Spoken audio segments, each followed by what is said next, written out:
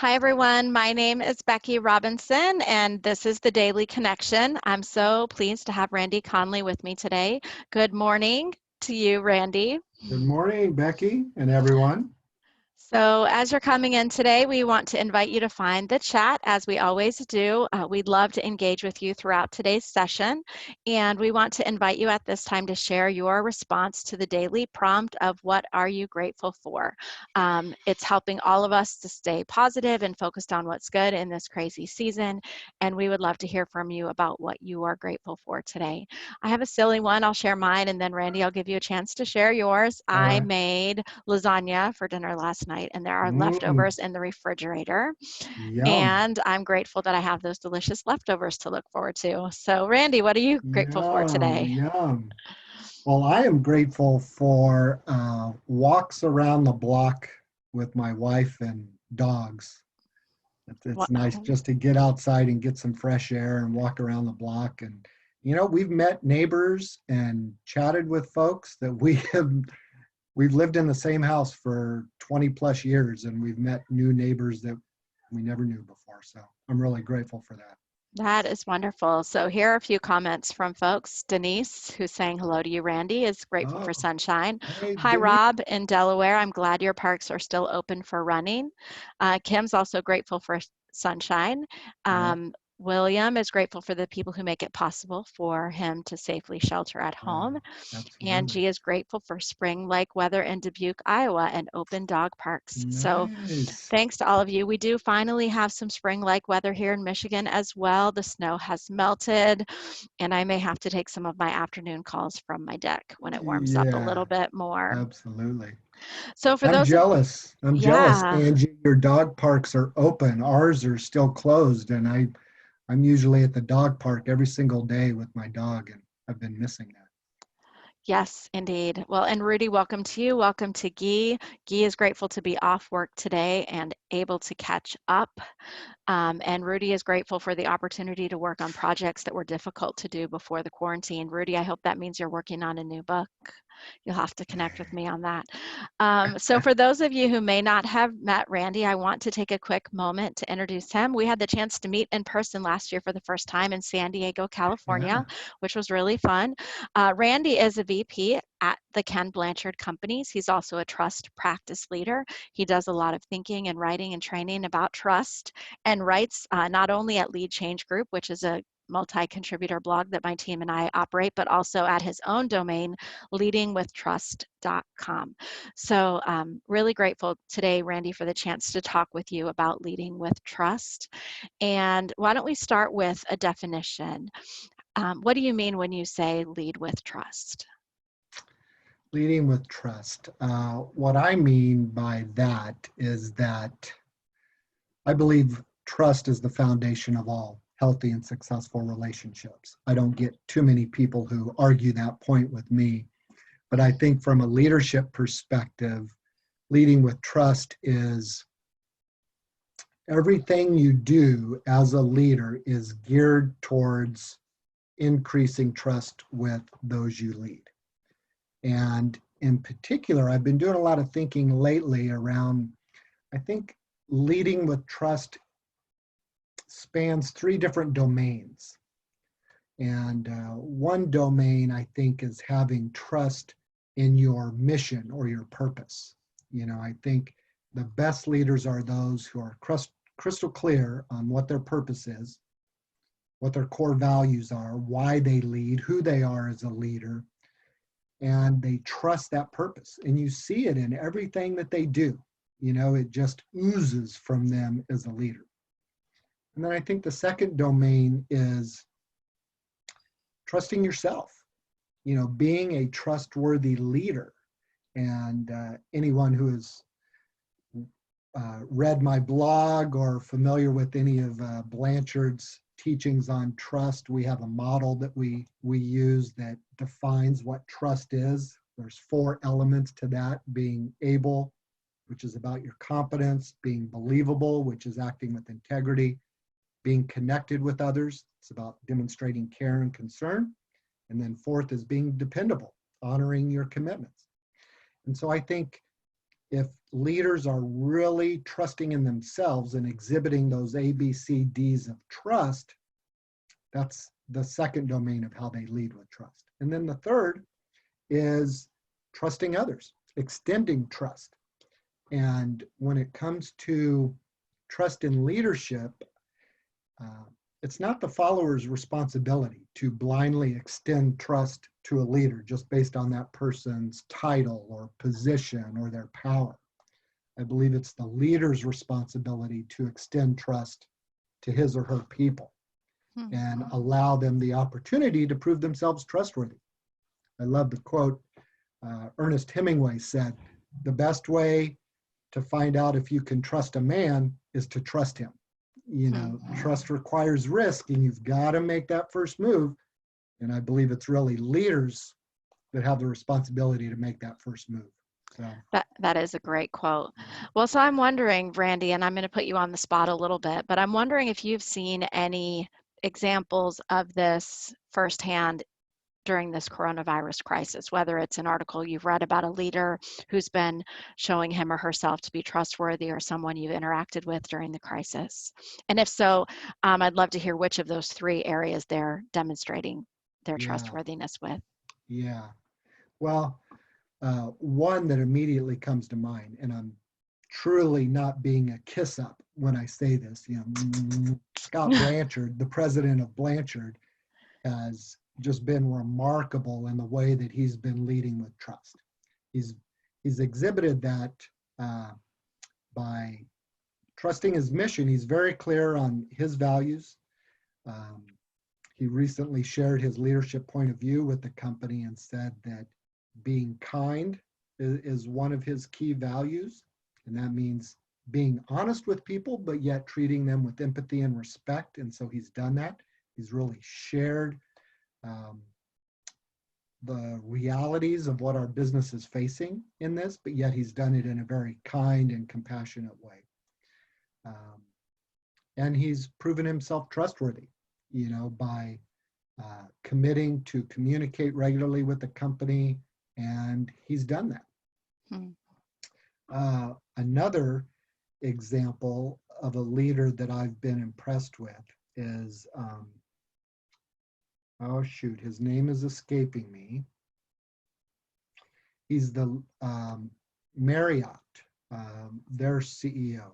I don't know his name either, His but name's on the tip of my tongue, and I'm drawing a blank. no worries. If anyone knows, go ahead and put that in the chat. I'll Yeah, help Randy out. if you know his name, he's the CEO of Marriott, but as a Marriott club member, and they're not Arn Sorensen, yes, there we go. Marriott is not sponsoring this session, so I'm not plugging them, but I just happen to be a club member of theirs.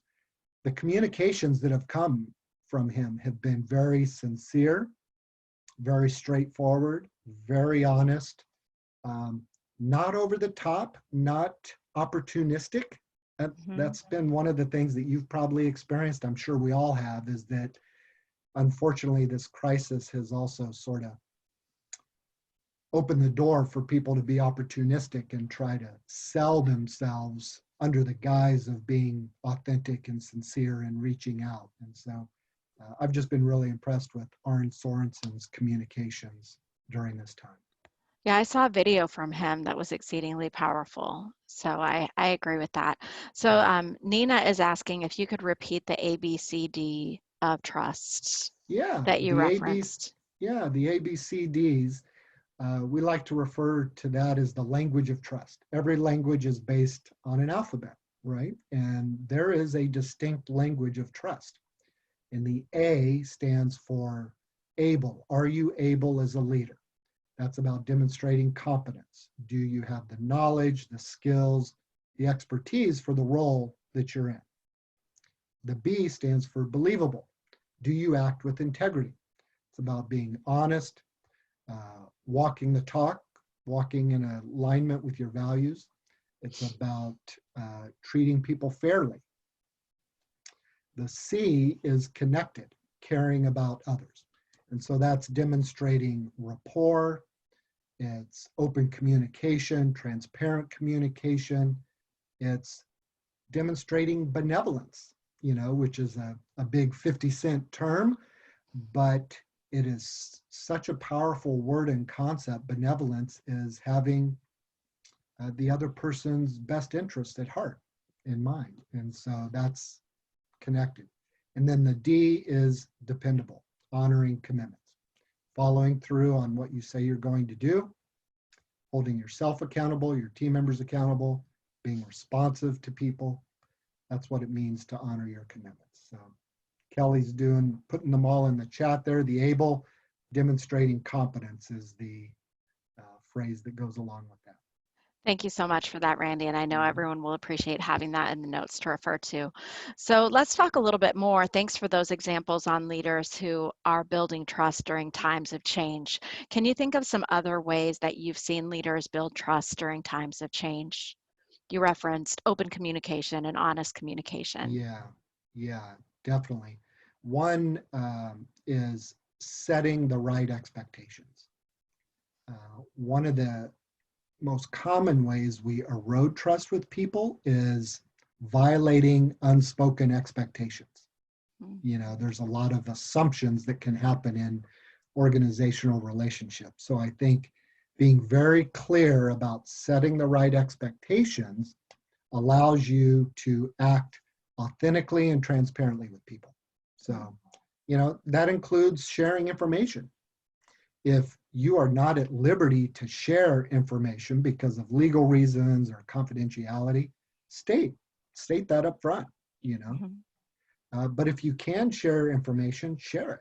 Because one thing I've learned, in the absence of information, people make up their own versions of the truth. And that version is usually much more negative and suspicious than what the reality is. So I think setting the right expectations is a real key during change. Another key is understanding that people have predictable stages of concern that they go through during a change. And you can speak to those stages of concern and manage issues before they become challenges. So whenever someone goes through a change, the first stage of concern they experience are information concerns. What is it? What's going on? So they just need to know the facts. And then the second stage are personal concerns. Well, how does this change impact me? Am I going to win? Am I going to lose? What does it mean for me in my role? So I think if leaders can address those first two stages right off the bat, as much as they can, it goes a long way towards building trust with people. So those are a couple that come to mind. So what are the next two stages? Now I want to know what happens. You have to go to my blog to read the rest. No, we can find the link. We can find the link. You can find the link. No, I'm just teasing. So the third stage is actually implementation concerns. Okay, I understand what the change is. I understand how it's going to impact me. How are we actually going to do it? How are we going to operationalize this? What's all the nitty-gritty about implementing it? And then from there, it goes into other stages of collaboration. How are we going to work together to make this even better? How are we going to refine it as we go down the road? So those are other subsequent stages. So I'm wondering that is really a helpful framework. I've never heard it before. And I think that as it relates to this coronavirus change, where a lot of people are getting stuck is at this personal step of how is this change going to affect me? And I think particularly when, the information is constantly changing or the information is uncertain, we may get into a place where we keep spinning on that, how is this going to affect me? So I wonder, Randy, have you seen or done anything in your career that could speak to that? Like what happens in our organizations when all we can really think about is how the personal impact of the changes? Yeah, absolutely. I have. I think a smart step is, and it's not rocket science, but it's to focus on what we can control, right? The vast majority of what happens to us in life and in our organizations is outside of our control.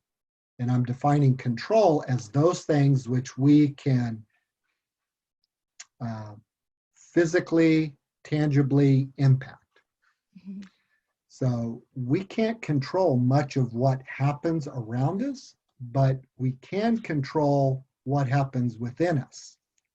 And that's our attitude and our response to whatever is changing around us. So the first thing I've tried to do personally, the first thing I try to encourage my team members to do is focus on what we can control. If there are things we can do or say in the present moment, that's where we need to invest our time and energy. Mhm. Because otherwise, that it's just worry. It's just spinning out of control, right? About all the potential things that may or may not happen. Mhm. So focus on what we can control. And then along with that is um, choosing to have faith and resilience and reasonable optimism in the midst of our circumstances. I've been drawn back the last several weeks to the example of Admiral James Stockdale. I don't know if you're familiar with the Stockdale paradox or if you've heard of that. Jim Collins made it very popular in his book, Good to Great. But James Stockdale was the highest ranking US military officer in captivity in the Hanoi Hilton prison during the Vietnam War. And I think it was from like 65 to 71 that he was in imprisonment. And he was tortured over 20 times. He had no prisoner rights, no end release date in mind. And what he shared with Jim Collins when Collins interviewed him for the book was he said, the prisoners who fared the worst in camp were those who just had this blind optimism that, oh, we're going to get released by Thanksgiving, or, oh, we'll be out by Christmas. But they had no basis for that optimism. Those were the ones that fared the worst. The ones who fared the best were the ones who had this very sobering reality of the circumstances they were facing. And yet they chose to have resilience and this faith that in the end they would persevere. And those were the ones who fared the best. And so Jim Collins coined the phrase the Stockdale paradox, that the most successful leaders, as part of his level 5 leadership framework, were those who were able to confront the brutal realities of the circumstances they're in, yet they maintain this unwavering resilience and faith that they'll persevere through them. Mhm. So I think that's really important for us to keep in mind, that we are going to get through this. There will be an end date at some point. We're not sure when. We're not sure what the new normal will look like. We're not sure how long the impacts of this pandemic will shape our future life, but we do know what's in front of us today. And so let's focus on that. Um, you know, I encourage people to look at the article you recently wrote last week on Smart Brief. And it was so apropos. Run the mile we're in. So I don't, if I can plug your own article. Thank you. I Becky appreciate that. used, Becky used an analogy of running a marathon, as we're in this period of time. And if you are just focused, I've never run a marathon. I do cycling. So I've done 100-mile bike rides, and there's some similarities. If you focus on that 100th mile or the 26th mile, you're going to get overwhelmed with what's before you. And you just need to focus on the mile you're in. And so, I think it's that approach. Focus on the mile you're running. We'll get to the end eventually if we just keep going each mile at a time. Thanks for referencing that. Randy, and Kelly put the link in the chat if you haven't seen it. So you referenced something a bit ago, Randy, about your team and how you're Yeah. trying to work with your team through the crisis. Now, I'm sure you're in California, just like everywhere else. So organizations like the Blanchard um, company are working remotely. So Yeah. talk to us a little bit about your experience as a leader of a remote team now. And I'm guessing you weren't a remote leader before. And so what can we do that's different in these times of working remotely to build trust with our teams? Yeah. Well, personally, I've been fortunate. I've led blended teams over the last 12 to 15 years with some people working from the field, the majority from the office. Um, so I was using Zoom 6, 7, 8 years ago before everybody started Zooming. And isn't it funny how Zoom has become a verb now, just like, FedEx or, other things like that, Google. Um, I think ramping up the communication is absolutely key. So I know lots of leaders and organizations have been doing, random Zoom meetings or happy hour Zoom meetings or lunch Zoom meetings. We've been doing those, get people together for lunch on Zoom and just socialize with each other. So ramping up the communication, uh, over communicate rather than under communicate. The other is set some clear boundaries.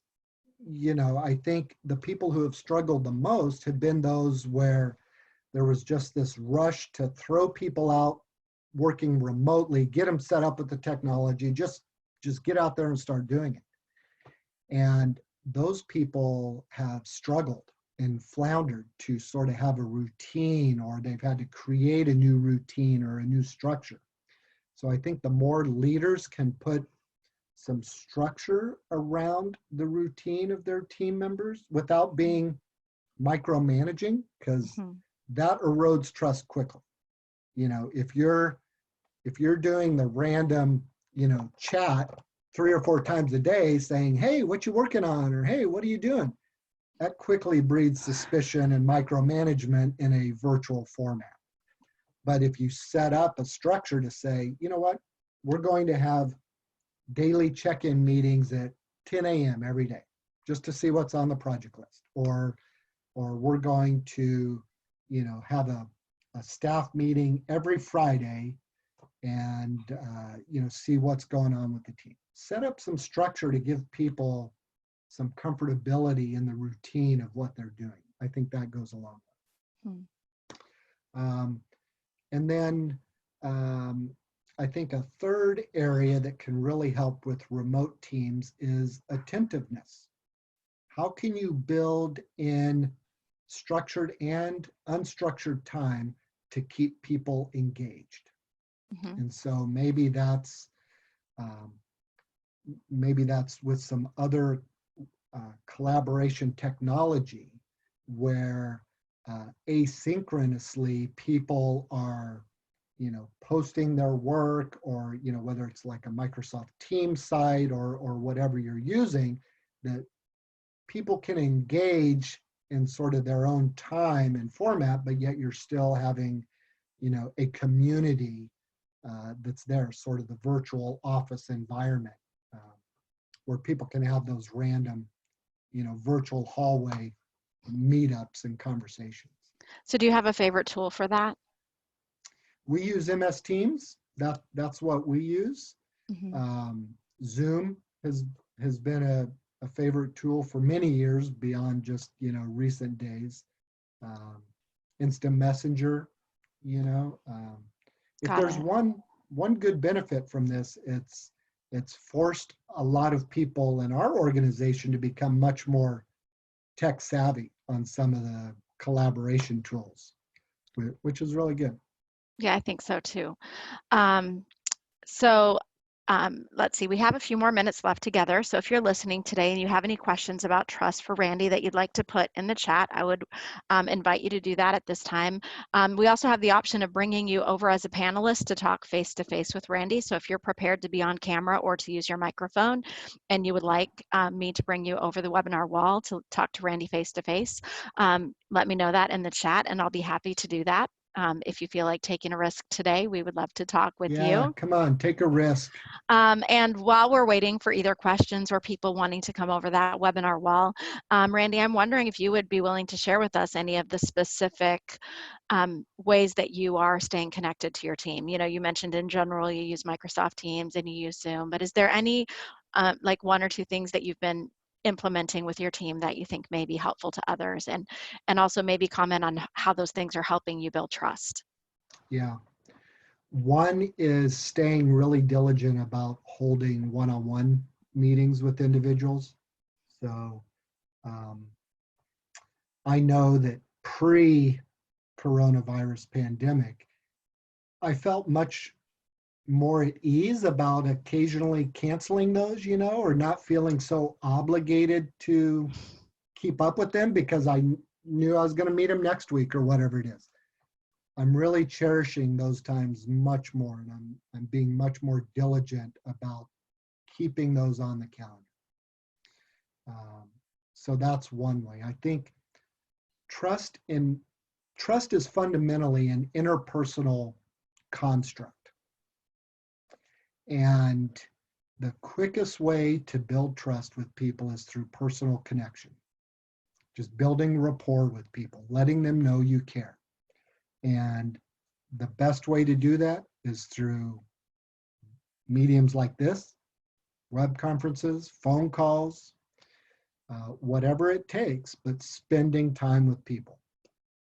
I really believe there's truth to your calendar reveals what's most important to you. So when you look back on your calendar, what is it filled with? Is it filled with times where you're connecting with your team members, collaborating with them, checking in with them just on an individual basis? Or is it filled with your own personal project time, or meetings that may be less important than tending to the needs of your team members? So I think that's really important. I see Erica says her calendar's filled with Becky. Apparently it is. Yeah, So there are lots of questions coming in, and we'll try our best to answer them all. yeah. I'll go in order. Amanda's asking, what are a few steps leaders can take to rebuild broken trust in a virtual environment? Yeah. Well, that's a great question. The first thing that comes to my mind is, number one, you have to be aware that there's an erosion of trust to start with. You have to acknowledge that there's an issue, and you have to acknowledge your involvement in it, whatever that may be. So acknowledge, I believe, is the first step. Um, the second step is an apology. And apologizing is an art in and of itself. And so, make sure your apology is timely, the right time, make sure it's sincere, express remorse. Those are all great aspects of a good apology. And then third, and most importantly, is you have to act. You have to change your behavior. If you can apologize till the cows come home, but if you don't change your behavior, people are not going to trust you. They're just like, yeah, that's lip service. Randy says he's sorry, but then he keeps doing the same thing over and over again. So the 3 A's, acknowledge, apologize, and act, I think is a quick and easy way to think about it. That's really helpful. And we're not going to get to all these questions, but Denise says amen to the changing behavior. Let's see. So Rob says, it's interesting that all of the trust ABCs require time to prove. So what can you do in the short term? And I think you may have answered that, but is there anything else you can do in the short term before you establish your competence, integrity, caring, and follow through? Yeah, I would say zero in on the C, the connection, because that's the quickest, most tangible way you can build trust with people. Establish personal rapport. Let them know that you're in their corner, that you care about them. And then probably second from that is dependability. If you say you're going to do something, do it. If you say you're going to send out that update email about, the latest news, do it. So just keeping your word is a great way to build trust with folks. So really quickly, we're going to take one more. Rudy says, how do you get your team to transfer trust from an internal value to an external one as they deal with clients? You know, one of the things I love about the ABCD framework is that it applies to external relationships as well. Whether you're a salesperson, a customer service rep, uh, any role you have dealing with customers, examine how do you demonstrate the ABCDs? Are you demonstrating your expertise? Are you being able? Are you acting with integrity? Are you connecting with the client on a relational basis? And are you following through with your commitments? I think just reframe it from an internal perspective to an external one of the ABCDs. That's really helpful. So we are completely out of time, but we want to let people know ways that they can learn more from you, Randy. We referenced your blog at leadingwithtrust.com. I think Kelly has some other links that she's going to go ahead and put in the Mm-hmm. chat. And I know that you can find Randy on Twitter as well, and on LinkedIn. And there are also some resources from the Ken Blanchard Company that you can check out to get some free resources from that organization, and we would Yeah. welcome you to do that. A quick reminder to those of you who've been coming every day, I know you're going to be really sad, Erica, that we will not be meeting Tuesday and Wednesday this week because I'm facilitating and speaking at a Barrett Kohler nonfiction book marketing event, the very one that we met at last year, Randy. And so Tuesday and Wednesday we're out. We will be back Thursday and Friday this week. For those of you who saw Christy Kirk facilitate, if you want to, today's her birthday. So you could go out and wish her a happy birthday. Happy And I birthday. know, Erica, you can send me an email or something. My cell phone number's in my email signature. You can send me a text. I'll answer, I promise. So Randy, any last thoughts before we wrap the day? What's one thing we can take away today to build trust with the people around us? um, have you heard that phrase, never let a good crisis go to waste? I think that's been on my mind. You know, we have such a prime opportunity to show people how much we care about them. And I believe that's where trust starts. It starts in that personal connection. So, you know, one thing I've been really heartened by throughout this is it's sort of renewed the value of humanity and the importance of relationships. And so I say lean into that. Let your people know that you care about them, that you're there for them, and that'll go a long way towards building trust. Thanks so much. Have a great day, everyone. Bye bye.